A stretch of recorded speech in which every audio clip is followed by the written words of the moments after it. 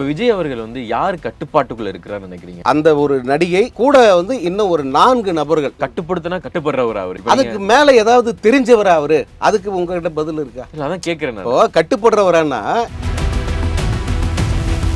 A4 ஷீட்ல படிக்கிறார். படிக்கும் போதே ஒரு கேமரா வந்து அந்த க்ளோஸ் அப்ல வந்து ஃபாலோ பண்ணி அது எடுத்துருச்சு. அதுல பாத்தீங்கன்னா சோழவந்தான் விஜய், மதுரை மத்தி விஜய், மதுரை கிழக்கு விஜய்.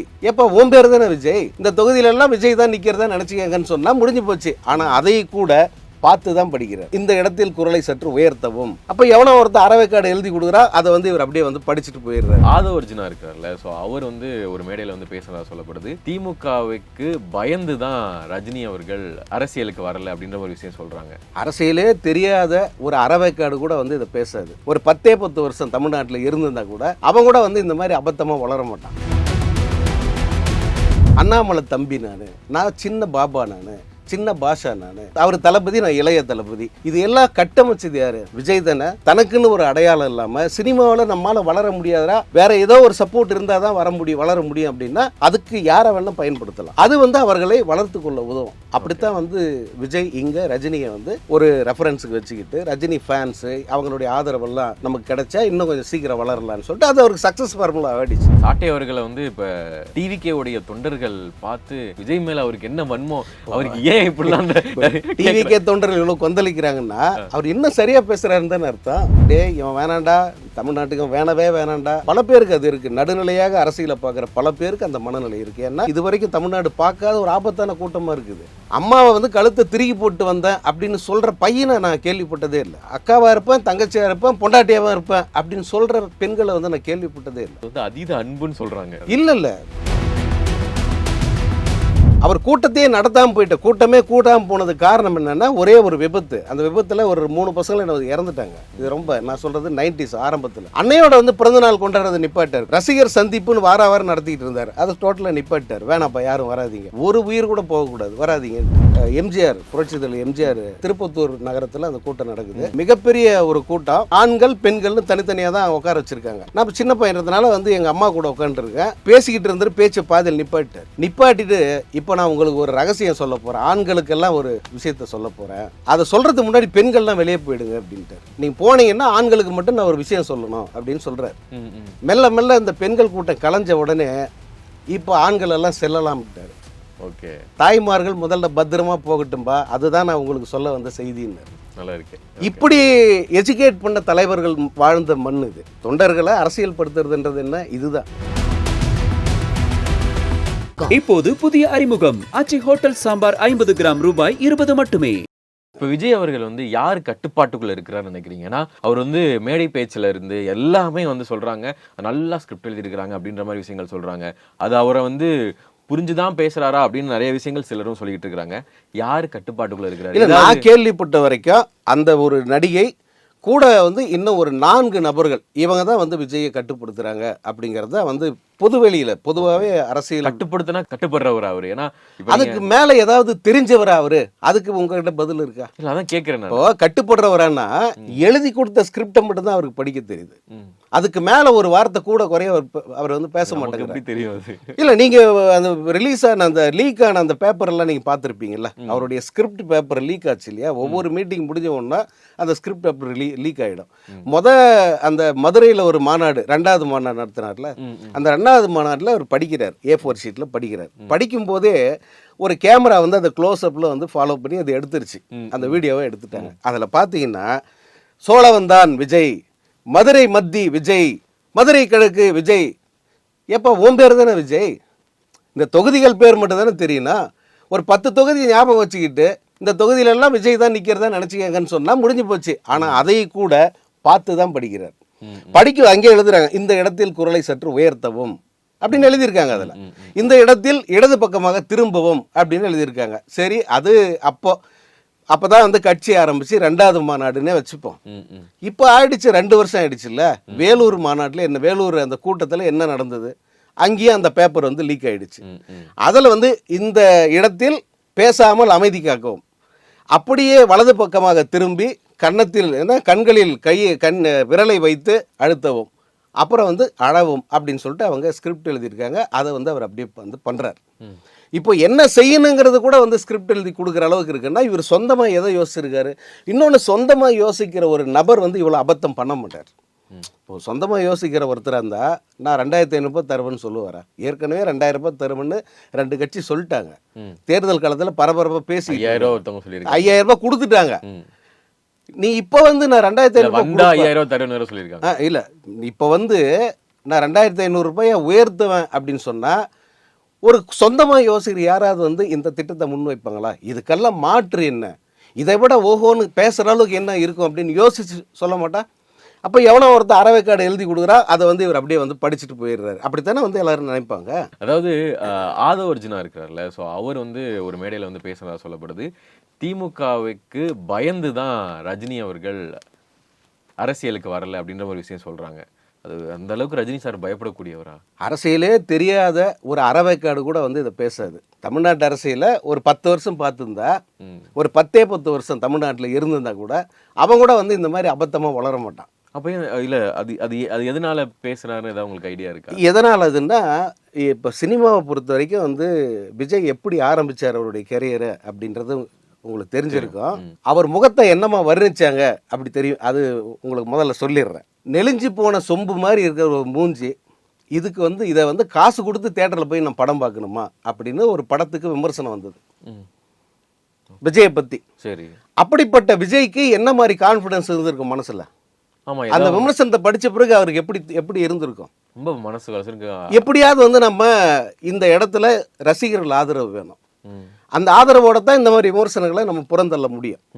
அதுக்கு அவர் தேர்ந்தெடுத்து என்னன்னா, நான் ரஜினியோட ரசிகன், ரஜினி தான் என்னை இந்த மாதிரி வேடங்கள் தேர்வு பண்ண சொன்னார், ஆக்ஷன் படங்கள் நடிக்க சொன்னார், அண்ணாமலை தம்பி நான் சின்ன பாபா, நான் சின்ன பாஷா, நான் தளபதி, நான் அவர் தளபதி, நான் இளைய தளபதி. இது எல்லாம் கட்டமைச்சது யாரு?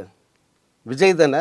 எதுக்கு அதை கட்டமைச்சார்னா, அது ஒரு ஒட்டுண்ணி மனோபாவம். அது எப்பவுமே வந்து செல்ஃப் கான்ஃபிடென்ஸ் இல்லாமல், தனக்குன்னு ஒரு அடையாளம் இல்லாமல், சினிமாவில் நம்மளால் வளர முடியாதா, வேற ஏதோ ஒரு சப்போர்ட் இருந்தால் தான் வளர முடியும் அப்படின்னா அதுக்கு யாரை வேணால் பயன்படுத்தலாம். சினிமாவில் எல்லா காலகாலமும் நடக்கும். நீங்கள் அந்த காலத்தில் பார்த்தீங்கன்னா காமெடி ஆர்டிஸ்டெல்லாம் வந்து நான் எம்ஜிஆர் ஃபேனு, நான் சிவாஜி ஃபேனு, தலைவரை பார்த்து தான் நான் பண்ணேன், வாத்தியார்ரா டேய் வாத்தியார்ரா. நீங்கள் தேங்காய் சீனிவாச படங்கள் பார்த்தீங்கன்னா தெரியும், அதில் அவர் வாத்தியாரேன்னு தான் சொல்லுவார். அப்படி ஒரு சார்பு எடுத்து பண்ணுவாங்க. அது வந்து அவர்களை வளர்த்து கொள்ள உதவும். அப்படித்தான் வந்து விஜய் இங்கே ரஜினியை வந்து ஒரு ரெஃபரன்ஸுக்கு வச்சுக்கிட்டு, ரஜினி ஃபேன்ஸு அவங்களுடைய ஆதரவெல்லாம் நமக்கு கிடைச்சா இன்னும் கொஞ்சம் சீக்கிரம் வளரலான்னு சொல்லிட்டு அது அவருக்கு சக்ஸஸ் ஃபார்முலா ஆகிடுச்சு. எது வரைக்கும் போக்கிரி படம் வரைக்கும் வந்து அவர் ரஜினியோட ரெஃபரன்ஸ் இல்லாமல் படமே இருக்காது. அந்த ஆதரவு வந்த பிறகு எந்த பேஸ்மெண்ட்டில் அவர் வந்து பெருசாக வளர்ந்தாரோ அவர் கூடயே வந்து கிளாஷ் விட்டு பார்ப்போம் அப்படின்னு சொல்லிட்டு ஒரு மனநிலைக்கு வந்துடுறாரு. சச்சின்ல கிளாஷ் விடுறாரு.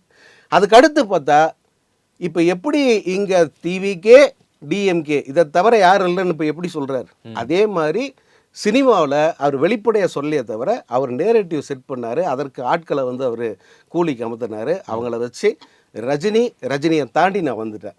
இதை வந்து அவர் கிட்டத்தட்ட 10 வருஷமாக செட் பண்ணிக்கிட்டு. நீங்கள் சொல்லும் போது எனக்கு காக்கா கழுகு கதெல்லாம் ஞாபகம் வருதா?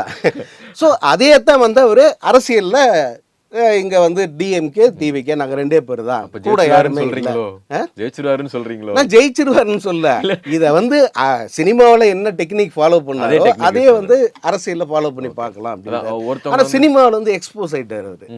இப்போ அவர் பண்ணதெல்லாம் எந்த அளவுக்கு ஃபேக்கு, எவ்வளவு தூரத்துக்கு ஸ்கேம், இதெல்லாம் வெளியே வந்துருச்சு. நீங்க இத்தனை வருஷம் படம் பார்த்துருப்பீங்க, எந்த நடிகருடைய படத்துக்காவது அந்த படத்தோட பேர்ல ஸ்கேம்னு வந்து நீங்க பார்த்துருக்கீங்களா? லியோ ஸ்கேம்னு என் லைஃப்ல ஃபர்ஸ்ட் டைம் நான் பார்க்குறேன்.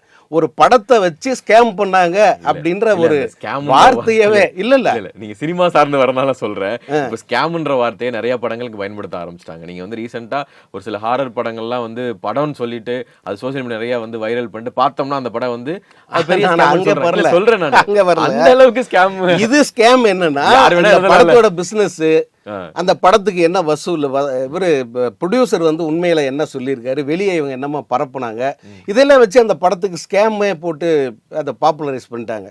அதே போல அந்த கோட் படத்துக்கு என்ன சம்பளம் வாங்கினாரு, அதுக்கு உண்மையான கலெக்ஷன் என்ன, இதையெல்லாம் வந்து டிஸ்ட்ரிபியூட்டர்ஸ் தியேட்டர் ஓனர்ஸ் வெளியே சொன்ன பிறகு இவங்க சொன்னதெல்லாம் பொய்ன்னு ஆயிடுச்சு. அதனால சினிமாவில் அவர் எக்ஸ்போஸ் ஆயிட்டாரு. அரசியல்ல இப்போ வந்து அந்த நேரேட்டிவ் செட் பண்றாரு. அது எந்த அளவுக்கு அவர் கை கொடுக்கும், எப்படி எக்ஸ்போஸ் ஆகிறது இனி வர நாள்ல So, தெரியும். நீங்க சொல்ற மாதிரி எனக்கு எப்படி இருக்குன்னா, ஒருத்தவங்க ஒரு கோல் அச்சீவ் பண்ணிட்டாங்கன்னா அது எந்த மைண்ட் செட்ல அதை ஹேண்டில் அதே மைண்ட் செட்ல தான் அடுத்ததையும் வந்து ஹேண்டில் பண்ணுவாங்க. அந்த மாதிரி தான் விஜய் அவர்கள் ஹேண்டில் பண்றாருன்னு சொல்றீங்க. ஓகே, இப்போ வந்து சாட்டை அப்படின்ற ஒரு பார்த்தாலே நிறைய பேர் வந்து அவர் சர்ச் பண்ணாலே விஜயை வந்து அவர் என்னெல்லாம் பண்ண முடியுமோ அதெல்லாம் பண்றாரு அப்படின்ற மாதிரி தான் இருக்கிறாங்க. ஸோ அவருடைய பேச்சு பாத்தீங்களா?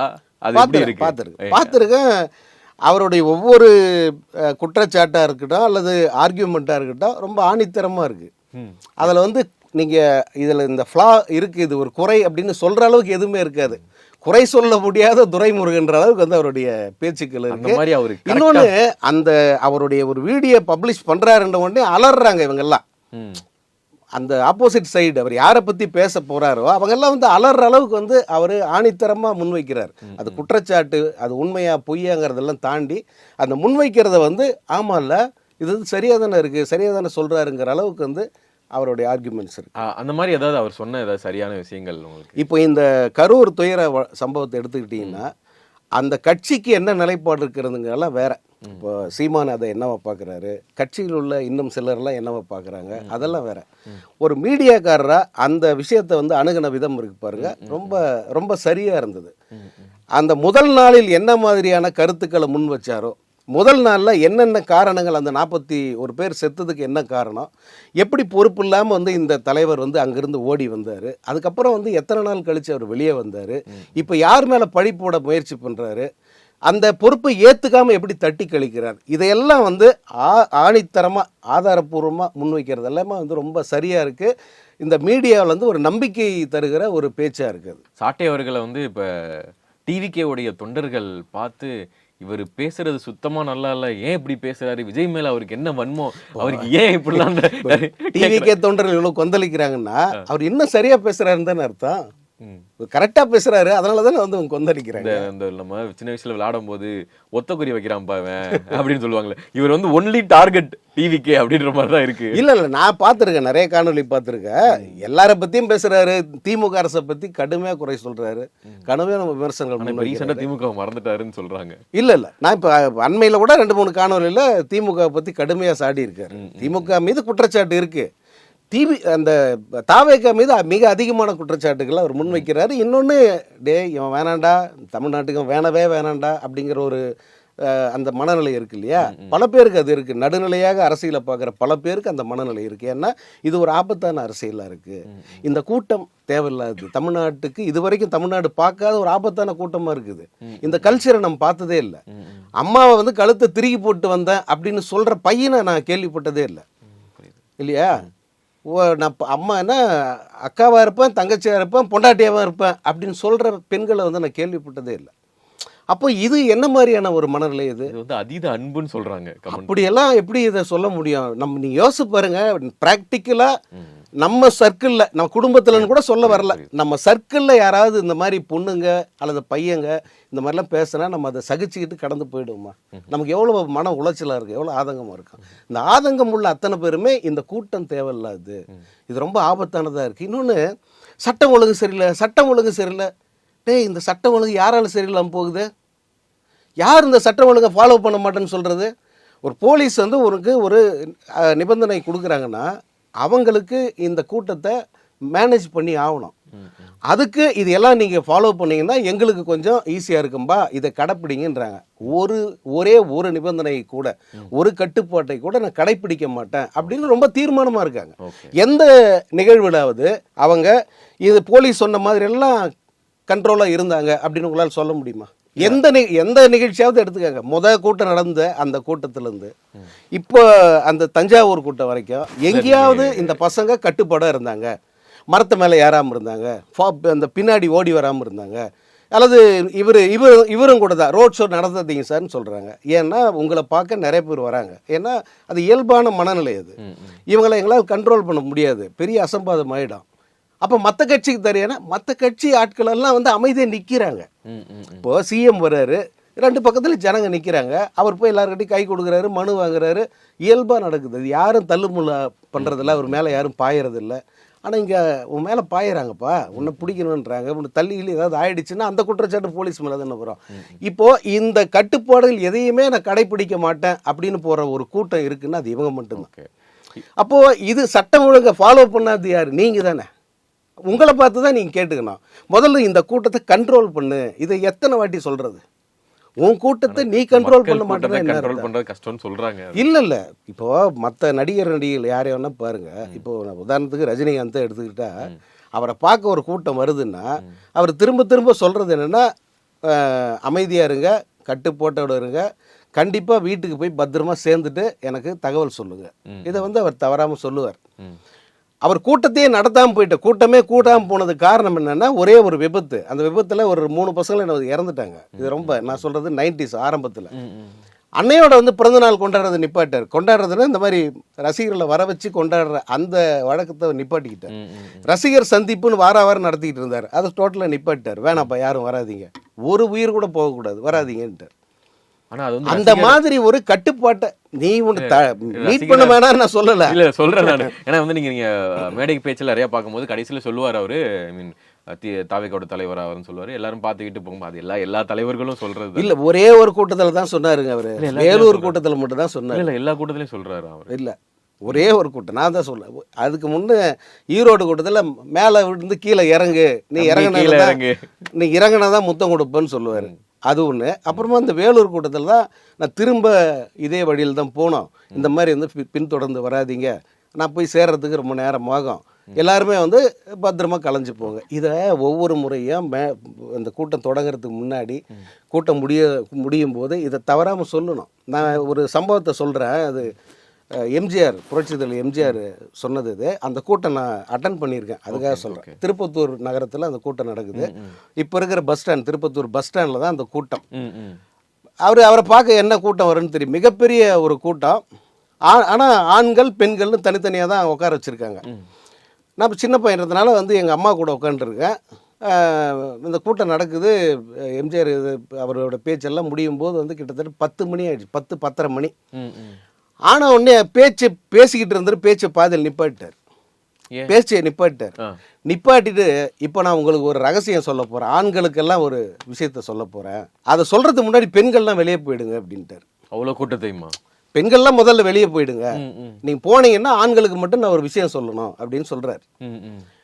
இது நான் இது கதை இல்லை, எம்ஜிஆர் கதைகள், காமராஜர் கதைகள்னு வண்டி அவுத்து விடுவாங்கல்ல, அந்த மாதிரி கதை இல்லை, நான் நேரடி அனுபவத்தை சொல்கிறேன். அப்புறம் பெண்கள் மெல்ல கலைய ஆரம்பிச்சிட்டாங்க. மெல்ல கலைய ஆரம்பித்து கரெக்டாக 5 நிமிஷம் மேடையில் அமைதியாக நிற்கிறாருங்க. You believe it or not, 5 minutes நிற்கிறாரு அவர் அமைதியாக. மெல்ல மெல்ல இந்த பெண்கள் கூட்டம் கலைஞ்ச உடனே இப்போ ஆண்கள் எல்லாம் செல்லலாம்ட்டாரு.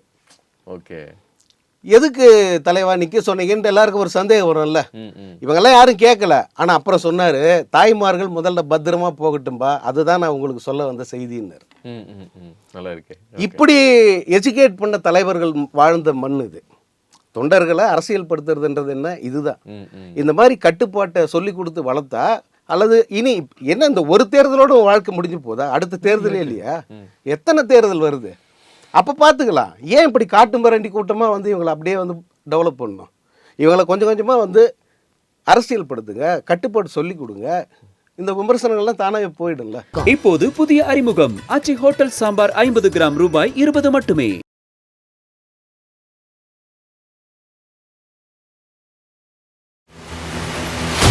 மக்களின் நாடி துடிப்பை உணர்ந்த செய்தி தொகுப்புகள், அரசியல் களத்தை உற்று நோக்கும் கோணங்கள். உங்கள் குமுதம் நியூஸ் 24/7 லிங்க் டிஸ்கிரிப்ஷனில்.